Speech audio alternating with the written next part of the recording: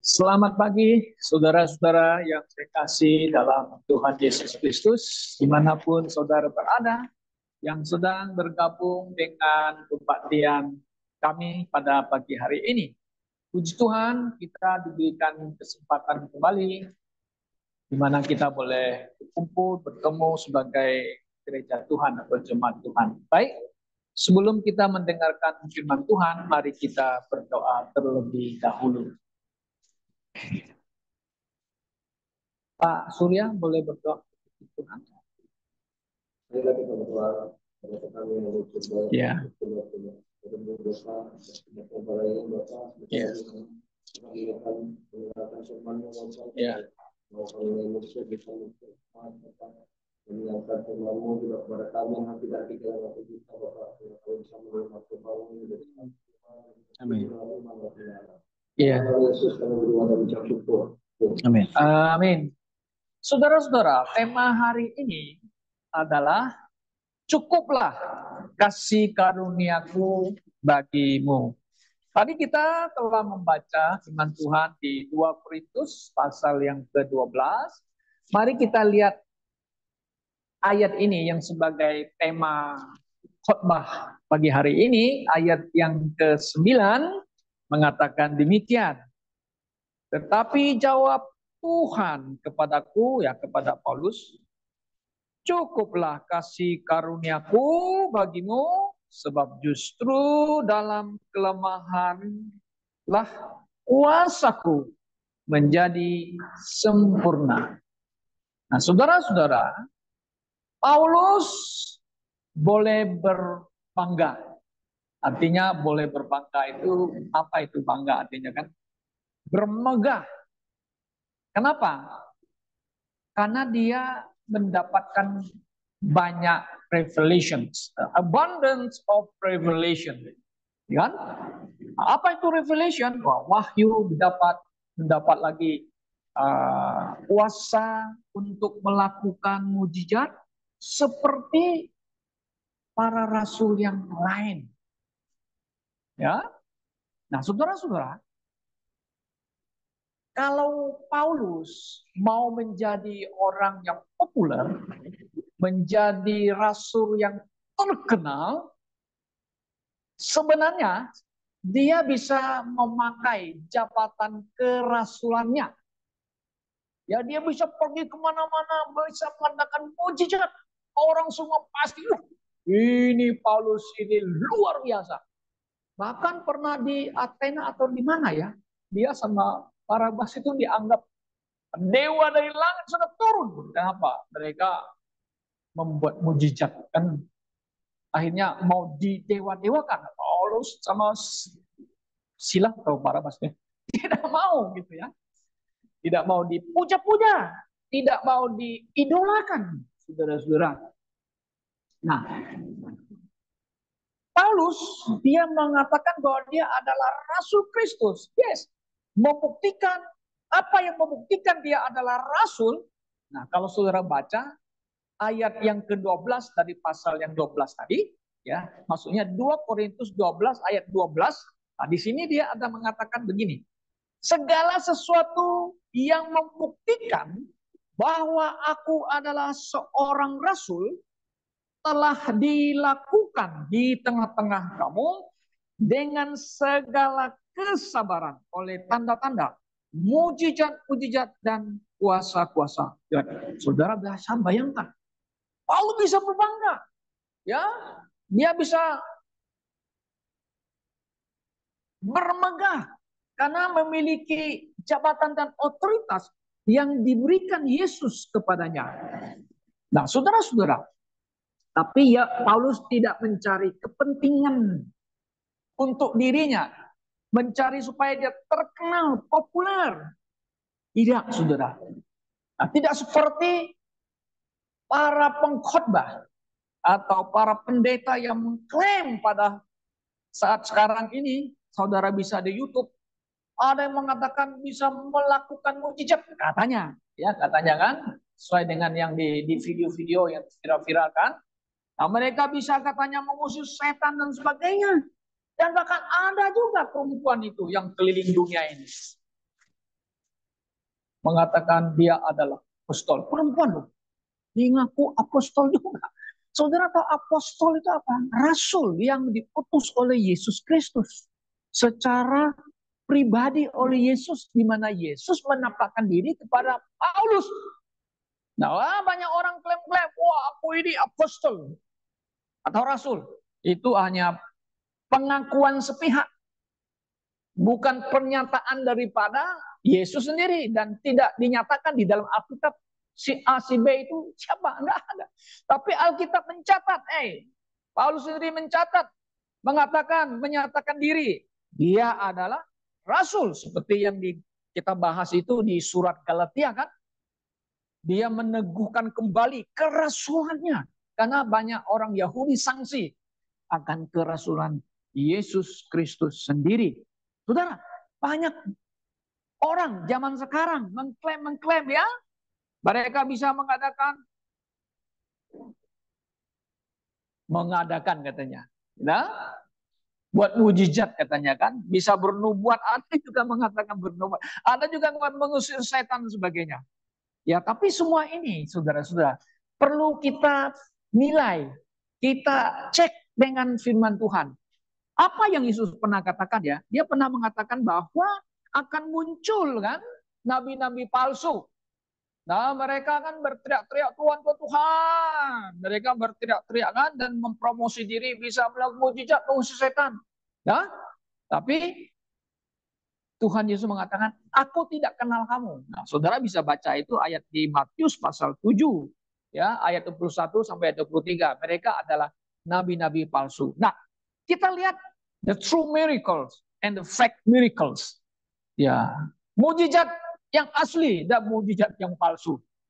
Nah, saudara-saudara, kita pun pernah bahas di dalam Lukas pasal 10 ya, di mana Yesus pernah mengutus 70 muridnya untuk pergi memberitakan kerajaan Allah. Perhatikan, memberitakan kerajaan Allah, bukan memberitakan Injil ya, memberitakan kerajaan Allah sudah dekat, dan Tuhan memberikan mereka kuasa untuk melakukan mujizat. Jadi mereka pergi dua ke setiap kota di Israel, keliling.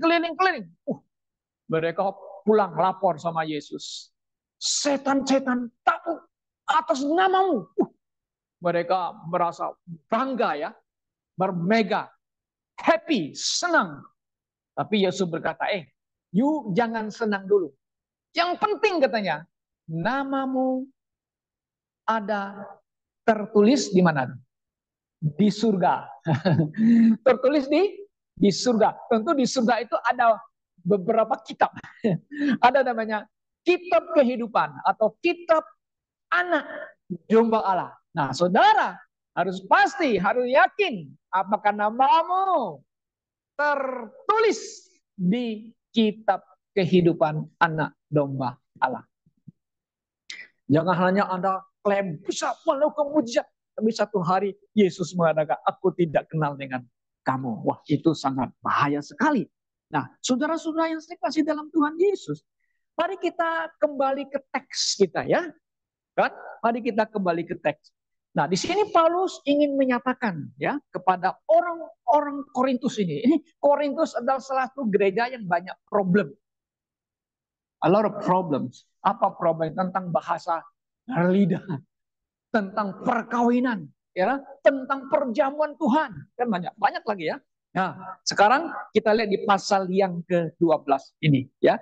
Nah, Paulus mengatakan ya, di mana aku harus memegang sekalipun memang hal itu tidak ada faedahnya. Untuk apa aku sombong ya?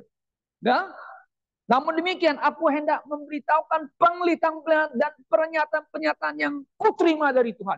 Jadi Paulus ini menerima ini penyataan, revelations, wahyu. Itu dari Tuhan Yesus. Dari Tuhan Yesus sendiri. Nah, dia ingin memberitahukan kepada kita lagi, saudara ya, bahwa dia pernah pergi ke langit yang ketiga. The third heavens, bahasa Inggris. The third heaven. Nah, terjemahan TB di sini ya, dia mengatakan seorang Kristen. Sebenarnya ini diterjemahkan, bukan interpret. Nah, kalau King James di situ mengatakan, dia mengatakan sana ya, amen. Nah, jadi TB menerjemahkan orang Kristen, gitu. Seolah-olah orang lain, tidak. Sebenarnya dirinya, Paulus sendiri, ya. Saudara bisa lihat di ayat yang kedua ya. Aku tahu tentang seorang Kristen, tentang seorang sebenarnya ya. 14 tahun yang lampau. Entah di dalam tubuh aku tidak tahu. Entah di luar tubuh aku tidak tahu.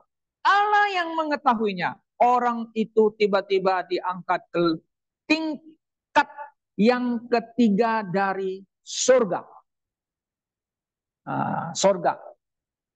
Jadi langit yang ketiga. Langit yang ketiga itu apa? Ayat yang keempat. Ia tiba-tiba diangkat.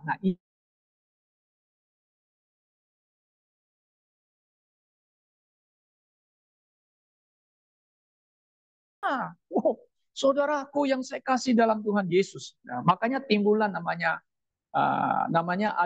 mujizat-mujizat palsu ya, pernyataan-pernyataan sepihak daripada orang-orang yang mengatakan ya bisa melihat visi, mengatakan mereka bisa bernubuat, mereka bisa mengatakan mengusir setan, mengadakan mujizat. Bahkan ada yang mengaku pendeta yang terkenal mengaku katanya sudah turun naik ke surga. Saudara tahu di Indonesia ya, ada beberapa ya yang katanya pergi ke surga. Sudah pergi ke surga, sudah pergi ke surga, ke neraka lagi. Sudah ke neraka, balik lagi ke bumi. Waduh, ini orang nih hebat ya.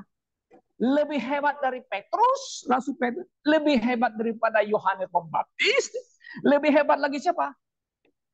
Dari Elia.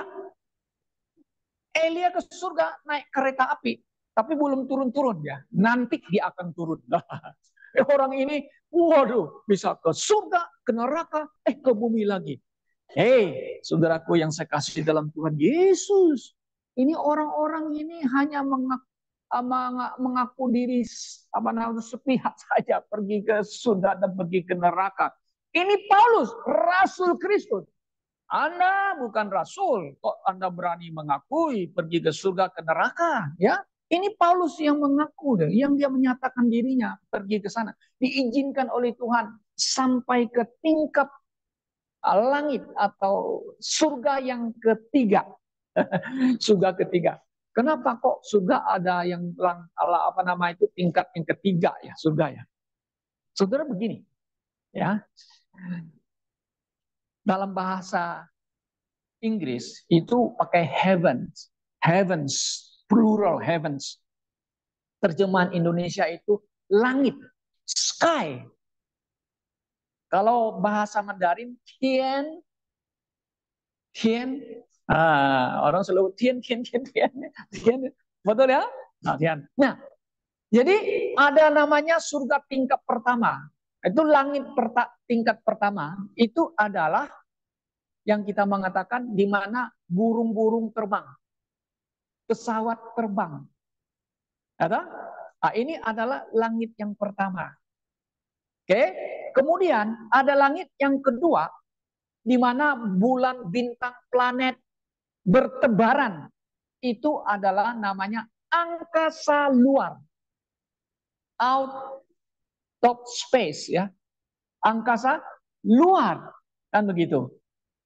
Nah, kemudian yang setelah angkasa luar lagi, yang ketiga itu, nah, jadi tingkat yang ketiga itu langit itu adalah surga, di mana tempat kediaman daripada Tuhan Allah, di mana Yesus berada, di mana Roh Kudus berada, di mana ada malaikat ciptaan bersama ada di sana. Nah, itu yang ketiga. Jadi Paulus ini mengatakan apakah dia ini dalam di sini mengatakan ya, apakah dia entah di dalam tubuh atau bukan dalam tubuh, tapi Tuhan yang tahu.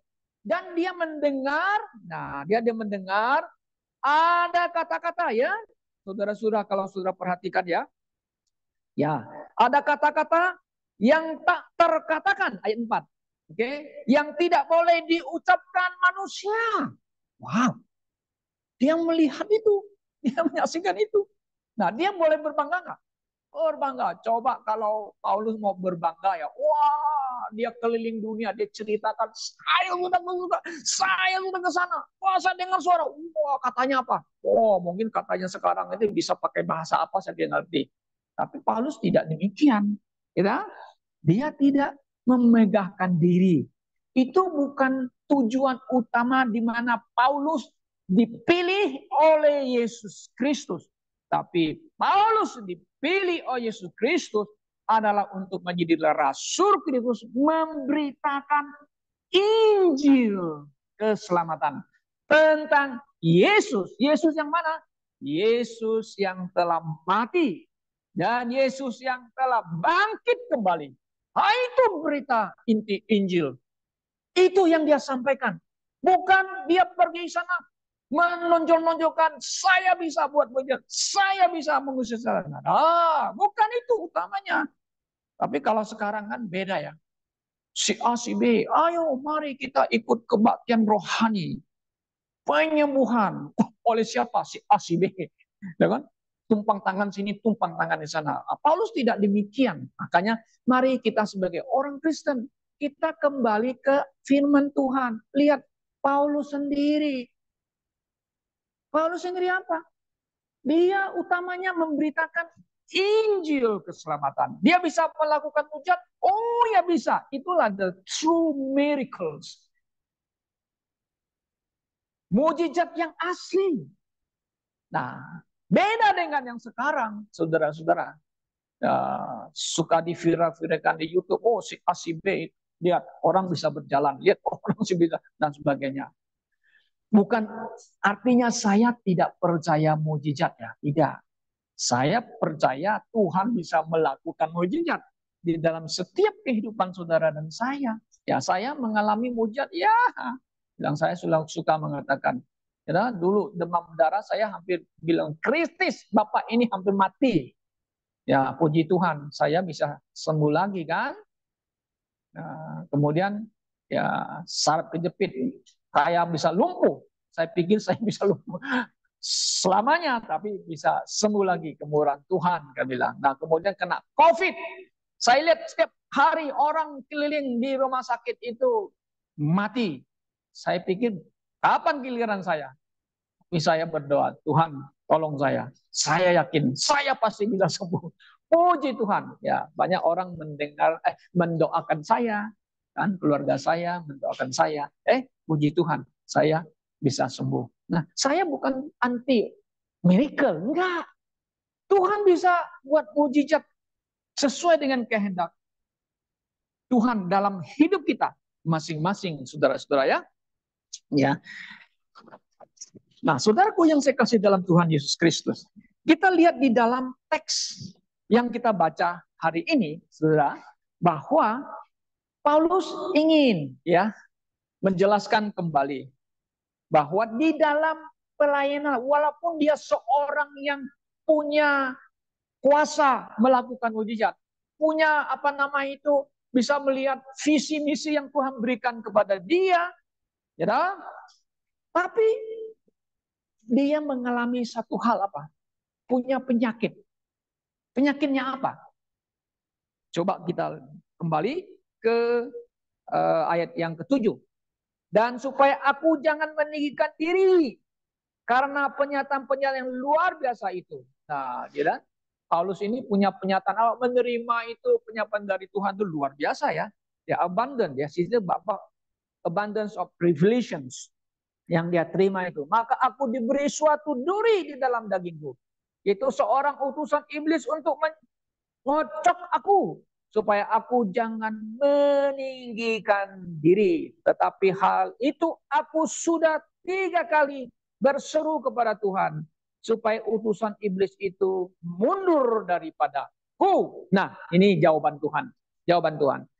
Cukuplah kasih karunia bagimu, sebab justru dalam kelemahan kuasaku menjadi sempurna. Saudara, pernyataan Yesus, pengakuan Rasul Paulus, ini bertentangan dengan konsep sukses teologi punya ajaran. Berbeda dengan teologi suffering atau namanya istilah penderitaan teologi. Saudara, banyak orang Kristen yang percaya akan doktrin sukses teologi. Apa itu sukses teologi? Adalah mengatakan percaya Tuhan Yesus pasti sukses. Percaya Tuhan Yesus pasti makmur. Makmur dalam arti nggak boleh miskin, harus kaya. Percaya Tuhan Yesus tidak boleh sakit-sakitan. Jika Anda mengalami semua ini, nah katanya lagi, ada yang mengatakan lagi, kamu tidak punya iman. Oke? Kemudian lagi, kamu mengalami semua ini, berarti Tuhanmu tidak hebat. Oke? Lihat saya, Tuhan saya hebat. Kaya, sukses, tidak sakit-sakit. Saudara-saudara yang saya kasih dalam Tuhan Yesus Kristus. Ada satu penginjil besar di Amerika mengatakan bahwa Tuhan Yesus tidak pernah menjanjikan kamu supaya kaya dan supaya kamu tidak sakit. Oh iya, tidak pernah janji itu, gitu loh. Dan memang Alkitab juga tidak mengatakan, Yesus juga tidak pernah berjanji itu ya. Nah, saudara, Yesus juga tidak pernah mengatakan bahwa you ikut saya, semuanya oke-oke. Nah, tetapi ya Yesus pernah mengatakan di Matius pasal 11 ayat 28. Marilah kepadaku semua yang letih lesu dan yang berbeban berat, datanglah kepadaku ya, karena aku akan memberikan kelegaan. Oh, mari kita baca supaya lebih lengkap ya, baca firman Tuhannya. Matius pasal 11, oke, Matius pasal 11, Yesus pernah mengatakan kalimat ini. Ya, mari kita lihat ayat yang ke-20, oke, 8 ya. Oke, 27 kita lihat. Semua telah diserahkan kepadaku ya terusnya. Kemudian ayat 28, marilah kepadaku semua yang letih lesu dan berbeban berat, aku akan memberikan kelegaan kepada kamu. Kelegaan ini semuanya I will give you rest. Bahasa Inggrisnya. Nah, pikul aku yang kupasang dan belajarlah padaku karena aku lemah lembut. Dan rendah hati, dan jiwamu akan mendapat ketenangan. Jiwamu akan mendapat rest juga sebenarnya. You should will mendapat rest itu sebenarnya. Sebab yang kupasang itu enak dan bebanku pun ringan. Nah, gitu kan? Yuk ikut saya. Menyangkal diri, katanya Yesus kepada muridnya, menyangkal dirimu harus pikul salib lagi. Pikul salib siapa? Pikul salib kita sendiri. Artinya apa, saudara? Ikut Tuhan Yesus, ya tidak pernah dijanjikan yang selalu yang enak-enak, selalu yang mulus-mulus, saudara. Nah, karena itulah kita lihat konteks 2 Korintus pasal 12, saudara, bahwa ikut Tuhan tidak selalu mulus, tapi ada waktu kita bisa merasa lemah, ada waktu kita merasa susah. Oh yes, seperti apa yang dialami oleh Rasul Paulus ini, saudara. Coba kita renungkan ya. Paulus ini kan bisa menyembuhkan orang ya, bisa melakukan mujizat ya. Nah, sekarang kenapa dia tidak bisa menyembuhkan dirinya? Kalau dia punya kuasa melakukan mujizat. Why? Nah, ini jelas sekali konteks ini tidak sesuai dengan konsep daripada ajaran sukses teologi. Artinya ajaran yang mengatakan percaya Yesus harus sukses, harus kaya, nggak boleh miskin dan sebagainya.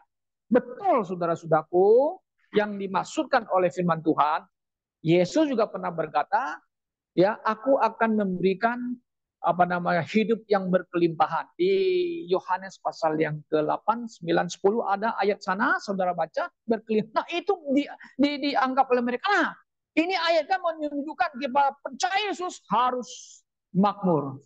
Tidak demikian, saudara. Ya, ada orang yang tidak percaya Yesus, kaya raya, makmur. Yes, ya. Ada juga yang percaya Yesus, mereka juga kaya raya. Oh ya ada. Ada juga saudara-saudara ya. Nah, tapi intinya bahwa Yesus tidak pernah berjanji mengajar bahwa orang yang ikut Tuhan selalu sukses dan selalu makmur. Tidak. Nah, kan kita lihat apa yang dialami oleh Rasul Paulus di sini. Coba kita lihat bahwa dia itu 3 kali dia mohon kepada Tuhan supaya ini utusan iblis ini mundur. Kenapa Tuhan tidak mau cabut? Tentu ada alasannya, saudara-saudara. Paulus juga sini sudah mengatakannya, supaya dia ini tidak tinggi hati ya. Kenapa? Tidak tinggi hati karena keberadaannya sebagai Rasul Kristus. Dia bisa bermegah, bisa bangga. Saya Rasul hebat. Saya Rasul yang bisa melakukan mujizat. Tapi di sini Paulus mengatakan, justru utusan iblis ini, ya, dia mengingatkan dia supaya dia jangan tinggi hati. Itu maksud Tuhan. Ada satu penyakit yang dialami oleh Rasul Paulus. Karena itulah ayat 9 mengatakan, cukuplah kasih karuniaku bagimu, sebab justru dalam kelemahanlah kuasaku menjadi sempurna. Puji Tuhan, saudara-saudara. Saudara yang saya kasih dalam Tuhan Yesus Kristus. Ya. Sebagai orang Kristen, orang yang percaya kepada Yesus, Anda dan saya masih tinggal di bumi ini. Yes. Kita bisa mengalami berbagai macam masalah, problema. Ya. Ya, memang kadang-kadang kita tidak enak, bukan tidak enak ya. Kita ngotot juga kepada Tuhan kan. Tuhan, kenapa saya mengalami ini? Kenapa saya mengalami dan sebagainya? Oh, ya kita mengalaminya. Tapi ada maksud tujuannya ya. Seperti yang dialami oleh Rasul Paulus. Tujuannya adalah supaya Paulus ini jangan sombong. Itu aja deh. Nah, kalau saudara dan saya ya mengalami kelemahan, kesusahan dan sebagainya, iya itu betul. Itu bagian hidup orang Kristen, saudara-saudara ya. Ingat, kalau kita lihat dalam sejarah gereja mula-mula, orang-orang Kristen yang pertama itu, mereka ikut Tuhan. Oh, mereka begitu semangat ikut Tuhan. Senang mereka percaya Yesus adalah juru selamat. Mereka pasti yakin masuk surga. Tetapi mereka mendapat tantangan apa? Penganiaya, kesusahan, kesulitan. Dianiaya. Paulus lagi yang pernah menganiaya mereka. Coba saudara pikirkan. Ya kan? Lewat. Akhirnya Paulus kan dipilih oleh Yesus sebagai rasul. Nah setelah itu kita lihat orang Kristen mula-mula di zaman Romawi, mereka dianiaya. Tetapi mereka nggak kapok-kapok ya. Heran juga ya. Kok ikut Tuhan sih? Seperti orang gila. Kenapa? Mau percaya Yesus atau kamu mau hidup? Pancung kepalamu. Wah, diancam-ancam kan? Kalau kita seperti itu, bagaimana ya? Kalau kita dianiaya, pedangnya sudah mau lengket kepala kita. Banyak nggak Yesus? Atau mau hidup? Gimana kita? Tapi sejarah mencatat orang-orang Kristen pertama itu mereka nggak kapok-kapok dan mereka diam dan tidak menyangkal Yesus. Hebat, luar biasa. Kita mengatakan luar biasa mereka, ya. Saudara yang saya kasih dalam Tuhan Yesus. Tetapi mereka tahu bahwa sekalipun mereka harus mati, mereka yakin mereka akan masuk surga. Nah, sekarang begini. Kita kan hidup di zaman sekarang. Kita tidak seperti orang-orang Kristen zaman dahulu kan, menderita kan. Tidak juga seperti Rasul Paulus. Tidak. Nah, kita hidup di zaman yang sudah modern, gitu. Karena kalau kita dianiaya di negara yang demokrasi, kita bisa komplain kan, kita bisa protes. Zaman dulu, you mau protes siapa? Penguasanya benci dengan orang Kristen. Nah, saudara memang Ada sebagian negara yang membenci orang Kristen, ya mereka melakukan mereka semena-mena kan, membunuh mereka, membakar mereka dan sebagainya. Nah, itu terjadi ya hampir di negara-negara yang benci Kristen kita mengatakan. Yang saya baca cerita itu yang sangat mengerikan itu di India ya. Satu keluarga itu percaya Yesus itu dibakar hidup-hidupnya, sangat mengerikan ya. Tapi akhirnya satu kampung itu menjadi Kristen. Ada ceritanya itu. Nah, kita nggak seperti mereka. Nah, kalaupun kita mengalami kesusahan, kesulitan ya, mungkin tubuh yang lemah. Tentu ayat ini untuk kita. Coba kita baca lagi ya. Cukuplah kasih karuniaku bagimu. Sebab justru dalam kelemahanlah kuasaku menjadi sempurna. Jadi kuasa Tuhan itu sempurna dalam dirinya Paulus ya. Nah, apakah kuasa Tuhan juga sempurna dalam diri saudara dan saya? Oh yes. Kenapa? Ingat saudara ya, bahwa kita ini milik Tuhan Yesus. Saudara adalah kepunyaan Tuhan. Kita milik Tuhan. Dunia membenci kita. Oh ya, sudah pasti. Nah, kuasanya akan sempurna dalam diri kita kalau satu hari ya kita sudah kembali kepada Tuhan Yesus. Sudah, iya. Kembali kepada Tuhan, dia akan mengatakan, hambaku yang setia, kan begitu. Nah, you akan dapat apa? You akan mendapat pahala, sudah pasti, ya. Nah, kemudian ayat yang ke-9 itu kan ada lanjutannya lagi. Sebab itu, terlebih suka aku bermegah. Nah, dia bukan bermegah akan jabatan kerasulannya, tapi atas apa? Kelemahanku, supaya kuasa Kristus turun menaungi aku. Puji Tuhan. Oh ya, kita kadang tidak sadar ya. Kuasa Tuhan menaungi kita. Waktu saudara merasa apa, susah, senang karena nama Yesus. Oh ya, mungkin saudara mengalami kesulitan, ya. Coba ayat 10. Karena itu aku senang dan rela di dalam kelemahan, di dalam siksaan. Wah, Paulus ini seperti orang gila ya. Kok Paulus ini maunya siksa terus? Ini kan bertentangan dengan konsep sukses teologi ya, saudara-saudara ya. Di dalam kesukaran, di dalam penganiayaan dan kesengsaraan oleh karena Kristus. Coba saudara perhatikan. Sebab jika aku lemah, maka aku kuat, katanya. Kadang-kadang kita pikirin, Paulusnya kok maunya begitu, maunya dia seperti itu ya. Ini kan seperti orang yang sudah gila ya. Paulus pernah dibilang gila loh oleh Festus di Kisah Para Rasul ya. Pada waktu dia menyatakan penyataan visinya kepada Agripa, dia menceritakan kisahnya pertemuannya dengan Yesus dan penginjilnya. Begitu luar biasa. Sampai-sampai Festus itu mengatakan, Paulus, engkau sudah gila. Kisah Para Rasul pasal yang ke-26. Nah, saudara bisa baca itu. Coba kita lihat dulu ya, Kisah Para Rasul pasal 26. Pasal 26 ya, saudara ya. Mari kita lihat ayat yang ke-24. Di sini mengatakan demikian. Sementara Paulus mengemukakan semuanya, semua itu, untuk mempertanggungjawabkan pekerjaannya, berkatalah Festus dengan suara keras, engkau gila, Paulus.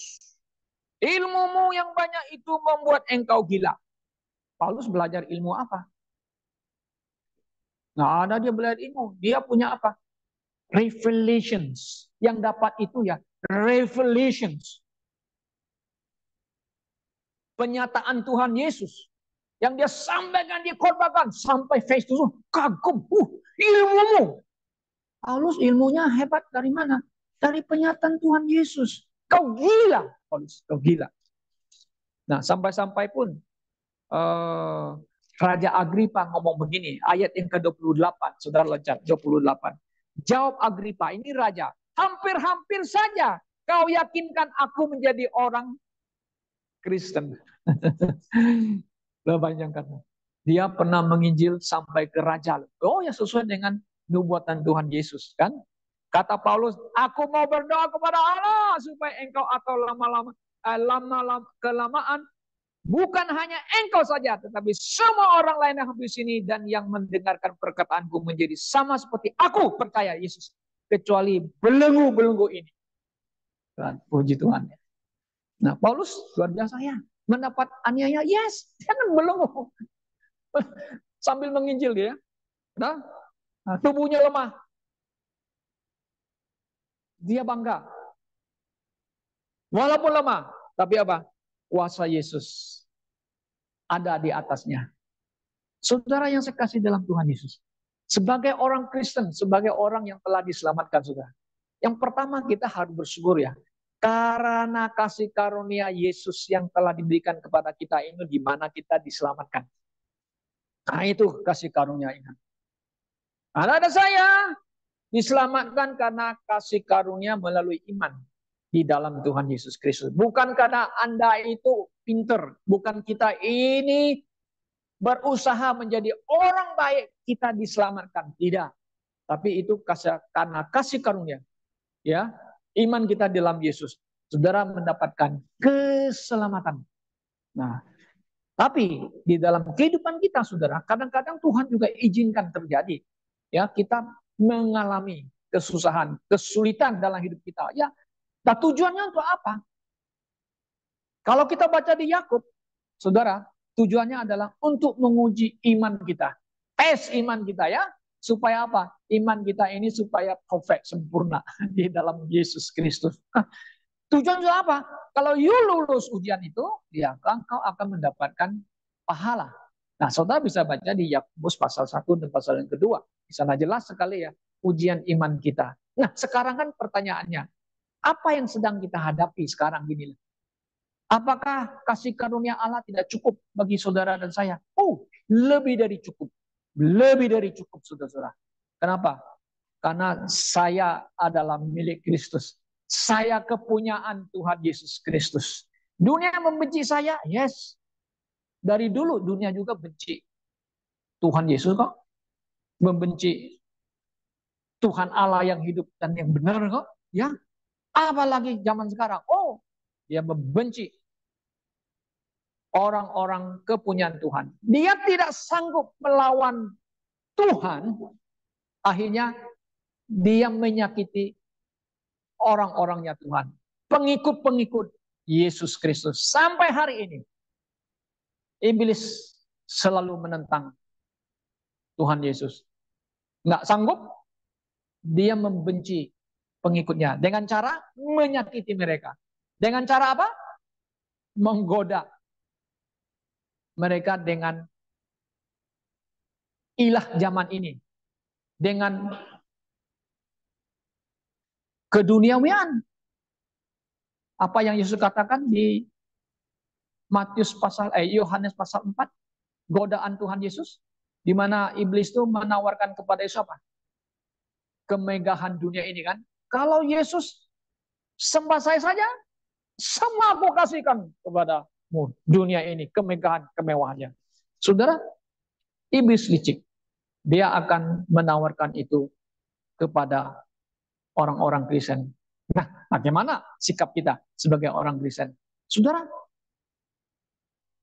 kasih karunia Allah tidak cukup. Saya mau cari yang lain. Cari harta dunia ini. Saudara, Yesus berkata, janganlah kamu kumpulkan hartamu di bumi ini, karena ngengat dekarat ikan akan merusak, dan pencuri akan datang untuk mencuri. Dia nggak? Oh ya, karena itu kasih karunia Allah itu cukup kepada kita, saudara. Dalam keadaan apapun cukup. Kenapa? Karena Yesus ada bersama dengan kita. Kiranya Tuhan menolong kita pada hari ini, bahwa kasih karunia cukup bagi kita dalam keadaan apapun juga. Kemuliaan hanya bagi Tuhan Yesus Kristus, Tuhan kita yang hidup. Amin. Mari kita berdoa.